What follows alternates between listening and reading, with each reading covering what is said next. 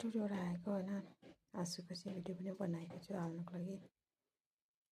तर आउनु बित्तिकै मुडै खराब भयो क्या। किन भन्दा चाहिँ मेरो लाइफमा सबैभन्दा कमजोरी पल भनेको चाहिँ मेरो बाबा हो है। अन्त आउनु बित्तिकै खबर पाएँ बाबा स्कुटीबाट लड्नु भएछ भनेर है।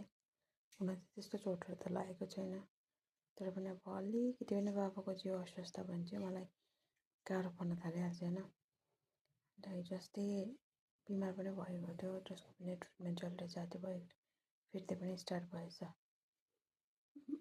म एक्सप्लेनै गर्न सक्दिनँ क्या म कस्तो फिल हुन्छ भनेर।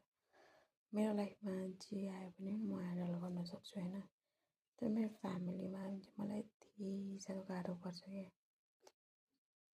एक्सप्लेनै गर्न सक्दिनँ क्या। थाकिसक्यो लाइफ